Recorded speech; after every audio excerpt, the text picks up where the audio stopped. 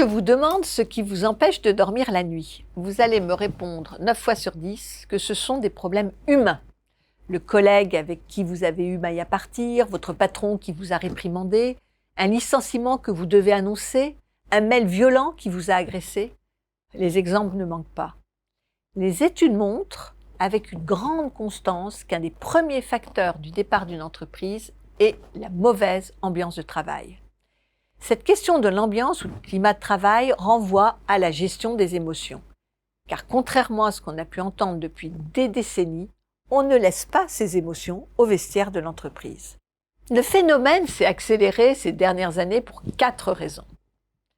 La montée en puissance du télétravail, avec l'interpénétration de plus en plus grande qu'il implique entre vie personnelle et vie professionnelle.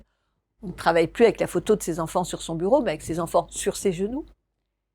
L'extimité, qui décrit la mise sur la place publique de ce qui devrait relever de l'intimité, qu'elle soit physique ou psychologique, comme le montrent tous les jours les mises en scène de soi sur les réseaux sociaux.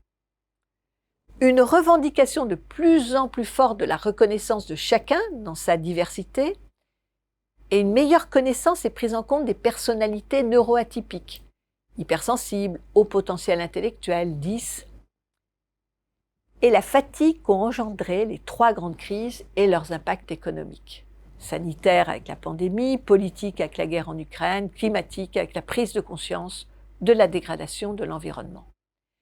Bref, les émotions ont une place de plus en plus grande dans nos vies professionnelles. Ceci posé, la grande question du management, c'est comment avoir un climat positif qui, les études le démontrent depuis des années, permet une meilleure performance, plus de créativité, plus d'engagement au travail. Et c'est là qu'il est intéressant de mobiliser les émotions. Même si les nomenclatures sont très nombreuses, on peut retenir 5 grandes émotions dites universelles.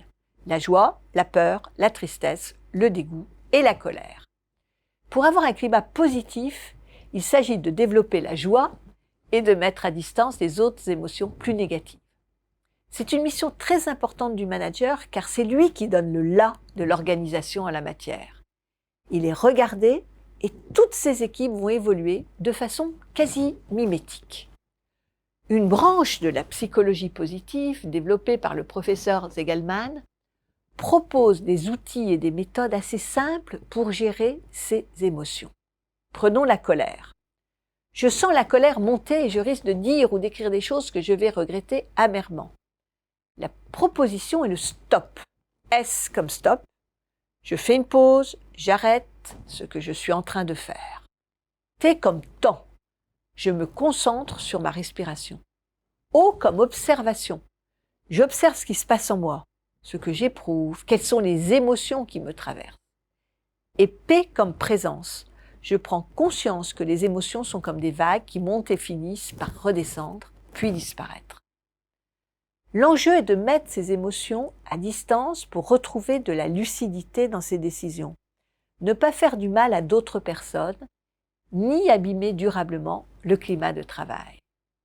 Cela ne veut pas dire de ne rien montrer, mais de reprendre le contrôle de soi pour dire ce qu'il y a à dire, mais de façon posée et objective, et repartir sur de nouvelles bases. Tout le monde y sera gagnant.